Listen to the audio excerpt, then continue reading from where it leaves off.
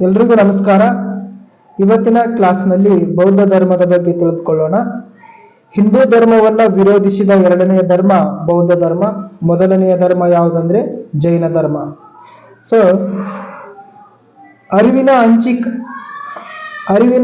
ದಾರಿ ಕಾಣದೆ ಜನ ಸಮುದಾಯ ನರಳುತ್ತಿರುವಾಗ ಅರಿತು ದಾರಿ ತೋರಿಸುವ ಮಹಾಪುರುಷರು ಅವತರಿಸುತ್ತಾರೆ ಎಂಬ ನಂಬಿಕೆಯನ್ನ ದೃಢಪಡಿಸಿದವರಲ್ಲಿ ಬೌದ್ಧ ಧರ್ಮದ ಪ್ರವರ್ತಕ ಗೌತಮ ಬುದ್ಧನು ಕೂಡ ಒಬ್ಬ. ಬುದ್ಧನನ್ನ ಏಷ್ಯಾದ ಬೆಳಕು ಎಂದು ಕರೆದವರು ಯಾರಂದ್ರೆ ಡಾಕ್ಟರ್ ಕೆನ್ನೆತ್ ಸೌಂಡರ್ಸ್. ಬುದ್ಧನನ್ನ ಏಷ್ಯಾದ ಜ್ಞಾನ ಪ್ರದೀಪ ಎಂದು ಕರೆದವರು ಪ್ರೊಫೆಸರ್ ಎಡ್ವಿನ್ ಅರ್ನಾಲ್ಡ್ ತೈನಾವಿ. ಬುದ್ಧನನ್ನ ಏಷ್ಯಾದ ಬೆಳಕು ಎಂದು ಕರೆದವರು ಡಾಕ್ಟರ್ ಕೆನ್ನೆತ್ ಸೌಂಡರ್ಸ್. ಬುದ್ಧನನ್ನ ಏಷ್ಯಾದ ಜ್ಞಾನ ಪ್ರದೀಪ ಎಂದು ಕರೆದವರು ಪ್ರೊಫೆಸರ್ ಎಡ್ವಿನ್ ಅರ್ನಾಲ್ಡ್ ತೈನಾವಿ ಅವರು. ನೆಕ್ಸ್ಟ್, ಬುದ್ಧನನ್ನ ಜಗತ್ತಿನ ಜ್ಞಾನ ಪ್ರದೀಪ ಎಂದು ಕರೆದವರು ಶ್ರೀಮತಿ ರಿಸ್ ಡೇವಿಡ್ಸ್. ಬುದ್ಧನನ್ನ ಜಗತ್ತಿನ ಪ್ರದೀಪ ಎಂದು ಕರೆದವರು ಶ್ರೀಮತಿ ರಿಸ್ ಡೇವಿಡ್ಸ್. ಬುದ್ಧನನ್ನು ತಿದ್ದಲಾಗದ ಹೃದಯ ತಿದ್ದಿದ ಮಹಾನುಭವ ಎಂದು ಕರೆಯುತ್ತಾರೆ. ಬುದ್ಧನನ್ನ ತಿದ್ದಲಾಗದ ಹೃದಯ ತಿದ್ದಿದ ಮಹಾನುಭವ ಎಂದು ಕರೆಯುತ್ತಾರೆ. ಬುದ್ಧನ ಜೀವನ. ಗೌತಮ ಬುದ್ಧನು ಕಪಿಲವಸ್ತುವಿನ ಲುಂಬಿನಿ ಎಂಬ ಗ್ರಾಮದಲ್ಲಿ ಜನಿಸಿದನು. ತಂದೆ ಶುದ್ಧೋಧನ, ತಾಯಿ ಮಾಯಾದೇವಿ. ಇವನ ಹೆಂಡತಿ ಗೌತಮ ಬುದ್ಧರ ಹೆಂಡತಿ ಯಶೋಧರೆ. ಈತನಿಗೆ ಇನ್ನೂ 4 ಜನ ಹೆಂಡತಿಯರು ಇದ್ರು. ದಿಂಬ, ಗೋಪ, ಬದ್ಧಾನ, ಸುಭದ್ರಿಕ. ಈ 4 ಹೆಂಡತಿಯರು ಈ ಬುದ್ಧನಿಗೆ ಇದ್ದರು. ಬುದ್ಧನ ಮಗನ ಹೆಸರು ರಾಹುಲ. ಸಾಕು ತಾಯಿ ಪ್ರಜಾಪತಿ ಗೌತಮಿ. ಬುದ್ಧನ ಜೀವನದಲ್ಲಿ ಅತ್ಯಂತ ಪ್ರಭಾವವನ್ನು ಬೀರತಕ್ಕಂತಹ ಒಬ್ಬ ಹೆಣ್ಮಗಳು ಯಾರು ಇದ್ರಂದ್ರೆ ಅದು ಪ್ರಜಾಪತಿ ಗೌತಮಿ, ಸಾಕು ತಾಯಿ ಬುದ್ಧನ ಮೊದಲ ಹೆಸರು ಸಿದ್ಧಾರ್ಥ. ಇವರು ಯಾವ ಪಂಗಡಕ್ಕೆ ಸೇರಿದ್ರಪ್ಪ ಅಂದ್ರೆ ಗೌತಮ ಬುದ್ಧರು ಶಾಕ್ಯ ಪಂಗಡಕ್ಕೆ ಸೇರಿದವರಾಗಿದ್ದರು. ಬುದ್ಧನ ಭವಿಷ್ಯ ನುಡಿದಂತಹ ಸನ್ಯಾಸಿ ಅಸೀಮ್. ಬುದ್ಧನ ಕುದುರೆಯ ಹೆಸರು ಕಂತಕ. ಸಿದ್ಧಾರ್ಥನು ಸನ್ಯಾಸಿಯಾಗಲು ಕಾರಣವಾದ ದೃಶ್ಯಗಳು ಯಾವಂದ್ರೆ ವೃದ್ಧ, ರೋಗಿ, ಶವ ಮತ್ತು ಸನ್ಯಾಸಿ. ಈ 4 ದೃಶ್ಯಗಳು ಈ ಗೌತಮ ಬುದ್ಧರ ಜೀವನದ ಮೇಲೆ ಪ್ರಭಾವವನ್ನು ಬೀರ್ತವೆ. ಇವುಗಳನ್ನ ಮಹಾದರ್ಶನಗಳೆಂದು ಕರೆಯುತ್ತಾರೆ. ಸಿದ್ಧಾರ್ಥನು 29ನೇ ವಯಸ್ಸಿನಲ್ಲಿ ಅರಮನೆಯನ್ನ ತ್ಯಜಿಸಿದನು.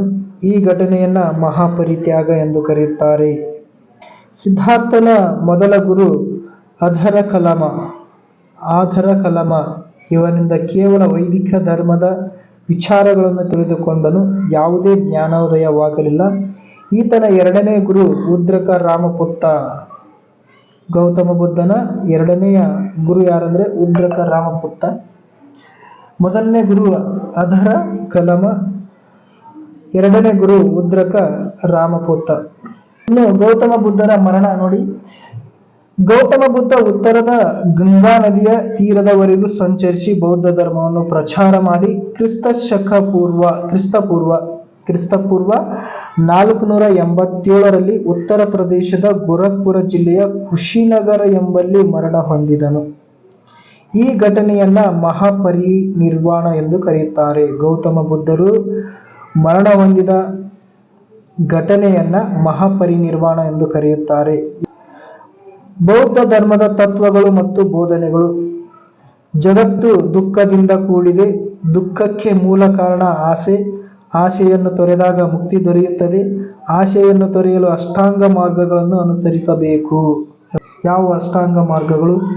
ಒಳ್ಳೆಯ ಗುರಿ, ಒಳ್ಳೆಯ ನಂಬಿಕೆ, ಒಳ್ಳೆಯ ಮಾತು, ಒಳ್ಳೆಯ ದೃಷ್ಟಿಕೋನ, ಒಳ್ಳೆಯ ಪ್ರಯತ್ನ, ಒಳ್ಳೆಯ ಕ್ರಿಯೆ, ಒಳ್ಳೆಯ ಯೋಚನೆ, ಒಳ್ಳೆಯ ಆಧ್ಯಾತ್ಮಿಕತೆ. ಇವು ಬೌದ್ಧ ಧರ್ಮದ ಅಷ್ಟಾಂಗ ಮಾರ್ಗಗಳು.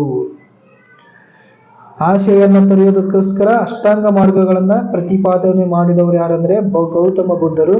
ಆ ಅಷ್ಟಾಂಗ ಮಾರ್ಗಗಳು ಯಾವಂದ್ರೆ ಒಳ್ಳೆಯ ಗುರಿ, ಒಳ್ಳೆಯ ನಂಬಿಕೆ, ಒಳ್ಳೆಯ ಮಾತು, ಒಳ್ಳೆಯ ದೃಷ್ಟಿಕೋನ, ಒಳ್ಳೆಯ ಪ್ರಯತ್ನ, ಒಳ್ಳೆಯ ಕ್ರಿಯೆ, ಒಳ್ಳೆಯ ಯೋಚನೆ, ಒಳ್ಳೆಯ ಆಧ್ಯಾತ್ಮಿಕತೆ, ಇವುಗಳನ್ನ ಬೌದ್ಧ ಧರ್ಮದ ಚಕ್ರಗಳು ಎಂದು ಕರೆಯುತ್ತಾರೆ.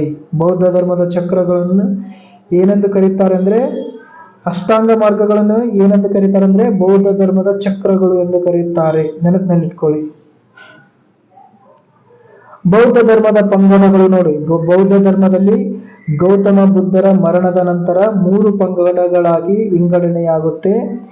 ಒಂದು ಹೀನಯಾನ, ಮಹಾಯಾನ, ವಜ್ರಯಾನ ಅಂತೇಳಿ 3 ರೀತಿಯಾಗಿ ಬೌದ್ಧ ಧರ್ಮ ಪಂಗಡವಾಗುತ್ತೆ. ಬೌದ್ಧ ಧರ್ಮದ ಸಾಹಿತ್ಯಕ್ಕೆ ನೋಡಿ, ಬೌದ್ಧ ಧರ್ಮದ ಕೊಡುಗೆ ಏನಿದೆ, ತ್ರಿಪಿಟಕಗಳು. ಈ ತ್ರಿಪಿಟಕಗಳು ಯಾವ ಭಾಷೆಯಲ್ಲಿದೆ ಅಂದ್ರೆ ಪಾಲಿ ಭಾಷೆಯ ಬ್ರಾಹ್ಮಿ ಲಿಪಿಯಲ್ಲಿದೆ. ಪಾಲಿ ಭಾಷೆಯ ಬ್ರಾಹ್ಮಿ ಲಿಪಿಯಲ್ಲಿ ಈ ತ್ರಿಪಿಟಕಗಳು ಕಂಡು ಬರ್ತವೆ. ಆ ತ್ರಿಪಿಟಕಗಳು ಯಾವಂದ್ರೆ ವಿನಯ ಪೀಠಕ, ಸುತ್ತ ಪೀಠಕ, ಅಭಿಧಮ್ಮ ಪೀಠಕ. ಇಲ್ಲಿ ವಿನಯ ಪೀಠಕದಲ್ಲಿ ಬೌದ್ಧ ಧರ್ಮದ ನಿಯಮಗಳನ್ನ ಒಳಗೊಂಡಿದೆ. ಈ ವಿನಯ ಪೀಠಕ ಬೌದ್ಧ ಧರ್ಮದ ನಿಯಮಗಳನ್ನು ಒಳಗೊಂಡಿದೆ. ಸುತ್ತ ಪೀಠಕ ಬುದ್ಧನ ಜೀವನ ಮತ್ತು ಬೋಧನೆಗಳನ್ನು ಒಳಗೊಂಡಿದೆ. ಸುತ್ತ ಪೀಠಕ ಬುದ್ಧನ ಜೀವನ ಮತ್ತು ಬೋಧನೆಗಳನ್ನು ಒಳಗೊಂಡಿದೆ. ಅಭಿಧಮ್ಮ ಪೀಠಕ ಇದು ಬೌದ್ಧ ಸನ್ಯಾಸಿಗಳ ಸಾಮಾನ್ಯ ನಿಯಮಗಳನ್ನು ಒಳಗೊಂಡಿದೆ. ಅಭಿಧಮ್ಮ ಪೀಠಕ ಬೌದ್ಧ ಸನ್ಯಾಸಿಗಳ ಸಾಮಾನ್ಯ ನಿಯಮಗಳನ್ನ ಒಳಗೊಂಡಿದೆ. ಇಲ್ಲಿ ಜಾತಕಗಳು ಅಂತೇಳಿ ಬರ್ತಾವ. ಈ ಜಾತಕಗಳು ಬುದ್ಧನ ಪೂರ್ವ ಜನ್ಮದ ವೃತ್ತಾಂತ ಕಥೆಗಳನ್ನು ಒಳಗೊಂಡಿವೆ. ಜಾತಕಗಳು ಬೌದ್ಧ ಧರ್ಮದಲ್ಲಿ ಜಾತಕಗಳು ಅಂತೇಳಿ ಬರ್ತಾವ. ಇವು ಬುದ್ಧನ ಪೂರ್ವ ಜನ್ಮದ ವೃತ್ತಾಂತ ಕಥೆಗಳನ್ನ ಒಳಗೊಂಡಿವೆ. ಬೌದ್ಧ ಧರ್ಮದ ಸಮ್ಮೇಳನಗಳು ಇಂಪಾರ್ಟೆಂಟ್ ಆಗಿರ್ತಕ್ಕಂಥ ಒಂದು ಟಾಪಿಕ್ ಇದು. ಬೌದ್ಧ ಧರ್ಮದ ಸಮ್ಮೇಳನಗಳು ಎಕ್ಸಾಮ್ ನಲ್ಲಿ ಹಲವಾರು ಬಾರಿ ಕೇಳಿದ್ದಾರೆ, ಈಗಲೂ ಕೇಳೋ ಚಾನ್ಸಸ್ ಇದೆ. ನೆನಪಿನಲ್ಲಿ ಇಟ್ಕೊಳ್ಳಿ.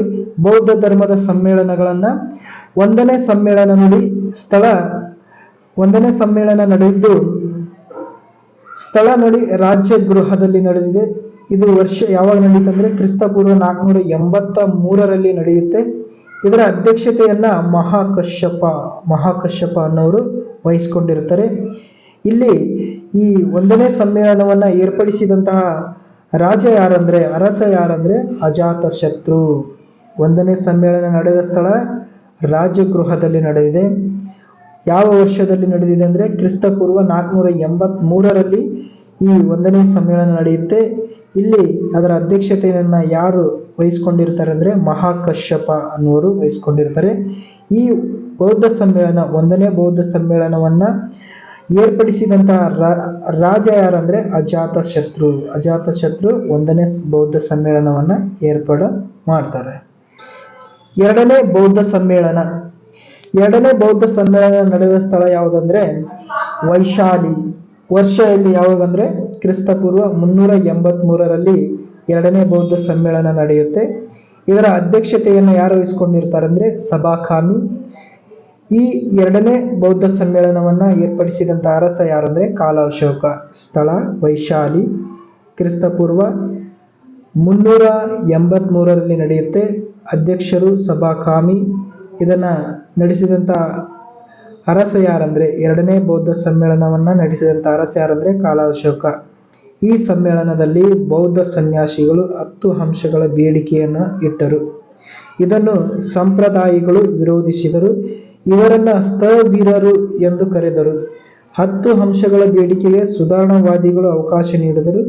ಇವರನ್ನ ಮಹಾಸಂಧಿಕರು ಎಂದು ಕರೆಯುತ್ತಾರೆ. ಇಲ್ಲಿ ಒಂದು ಸಮಸ್ಯೆ ಆಗುತ್ತೆ. ಇಲ್ಲಿ ಬೌದ್ಧ ಸನ್ಯಾಸಿಗಳು 10 ಅಂಶಗಳ ಒಂದು ಬೇಡಿಕೆಯನ್ನು ಇಡುತ್ತಾರೆ. ಇದನ್ನ ಏನು ಸಂಪ್ರದಾಯವಾದಿಗಳೇನಿರ್ತಾರಲ್ಲ ಇವನ್ನ ವಿರೋಧಿಸ್ತಾರೆ. ಈ ವಿರೋಧ ಮಾಡಿದವರನ್ನ ಏನಂತಾರೆ ಅಂದ್ರೆ ಸ್ಥವಿರರು ಅಂತ ಕರೀತಾರೆ. 10 ಅಂಶಗಳಿಗೆ ಏನು ಸುಧಾರಣೆ ತರಬೇಕಂತೇಳಿ ಅವಕಾಶವನ್ನ ನೀಡಿದವರಿಗೆ ಮಹಾಸಂಧಿಕರು ಎಂದೇಳಿ ಕರೀತಾರೆ. ಮೂರನೇ ಬೌದ್ಧ ಸಮ್ಮೇಳನ ನಡೆದದ್ದು ಪಾಟಲಿಪುತ್ರದಲ್ಲಿ ನಡೆಯುತ್ತೆ. ವರ್ಷ ಕ್ರಿಸ್ತ ಪೂರ್ವ 250ರಲ್ಲಿ. ಅಧ್ಯಕ್ಷರು ತಿಸ್ಸಾ ಮೊಗ್ಗಲಿಪುತ್ರ. ಮೂರನೇ ಬೌದ್ಧ ಸಮ್ಮೇಳನದ ಅಧ್ಯಕ್ಷರು ಯಾರಿರ್ತಾರೆ ಅಂದ್ರೆ ತಿಸ್ಸಾ ಮೊಗ್ಗಲಿಪುತ್ರ. ಅರಸ ಯಾರಂದ್ರೆ ಅಶೋಕ ಮೂರನೇ ಬೌದ್ಧ ಸಮ್ಮೇಳನವನ್ನ ಏರ್ಪಡಿಸಿರುತ್ತಾರೆ. ಈ ಒಂದು ಸಮ್ಮೇಳನದಲ್ಲಿ ಬೌದ್ಧ ಧರ್ಮದ ಪವಿತ್ರ ಗ್ರಂಥಗಳೊಂದಿಗೆ ಅಭಿಧಮ್ಮ ಪೀಠವನ್ನ ರಚಿಸಲಾಯಿತು. ಅಭಿಧಮ್ಮ ಪೀಠವನ್ನು ರಚಿಸಲಾಗುತ್ತೆ 3ನೇ ಬೌದ್ಧ ಸಮ್ಮೇಳನದಲ್ಲಿ. 4ನೇ ಬೌದ್ಧ ಸಮ್ಮೇಳನ ನಡೆದಿದ್ದು ಕುಂಡಲಿವನದಲ್ಲಿ ನಡೆಯುತ್ತೆ. ವರ್ಷ ಕ್ರಿಸ್ತಶಕ 100ರಿಂದ ಅಥವಾ 102ರಲ್ಲಿ ನಡೆಯುತ್ತೆ. ಇದರ ಅಧ್ಯಕ್ಷರು ವಸುಮಿತ್ರ. 4ನೇ ಬೌದ್ಧ ಸಮ್ಮೇಳನದ ಅಧ್ಯಕ್ಷತೆಯನ್ನು ವಹಿಸಿದವರು ಯಾರಂದ್ರೆ ವಸುಮಿತ್ರ. 4ನೇ ಬೌದ್ಧ ಸಮ್ಮೇಳನವನ್ನ ಏರ್ಪಡಿಸಿದಂತಹ ಅರಸ ಯಾರಂದ್ರೆ ಕನಿಷ್ಕ ಅವರು ಇದನ್ನ 4ನೇ ಬೌದ್ಧ ಸಮ್ಮೇಳನವನ್ನು ಏರ್ಪಡಿಸುತ್ತಾರೆ. ಈ ಸಮ್ಮೇಳನದಲ್ಲಿ ಬೌದ್ಧ ಧರ್ಮ 2 ಪಂಗಡಗಳಾಗಿ ಒಡೆಯುತ್ತೆ. ಹೀನಯಾನ ಮತ್ತು ಮಹಾಯಾನ ಎಂಬ ಪಂಗಡಗಳಾಗಿ ವಿಂಗಡಣೆಯಾಗುತ್ತೆ. ಬುದ್ಧನ ಜೀವನಕ್ಕೆ ಸಂಬಂಧಿಸಿದ ಘಟನೆಗಳು ಮತ್ತು ಸಂಕೇತಗಳು. ಬುದ್ಧನ ಜನನ ಕಮಲ, ಮನೆ ತೊರೆದದ್ದು ಕುದುರೆ, ಕಂತಕ, ತಪಸ್ಸು ಆಚರಿಸಿದ್ದು ಬೋಧಿ ವೃಕ್ಷದ ಕೆಳಗೆ ಅರಳಿ ಮರ, ಪ್ರಥಮ ಉಪದೇಶ ಧರ್ಮಚಕ್ರ, ಮರಣ ಸ್ತೂಪಗಳು. ಇವು ಬುದ್ಧನ ಜೀವನಕ್ಕೆ ಸಂಬಂಧಿಸಿದ ಪ್ರಮುಖ ಘಟನೆಗಳು ಮತ್ತು ಸಂಕೇತಗಳಾಗಿವೆ. ಓಕೆ, ನೆಕ್ಸ್ಟ್ ಕ್ಲಾಸ್ನಲ್ಲಿ ಸಿಗ್ತೀನಿ. ನಮಸ್ಕಾರ.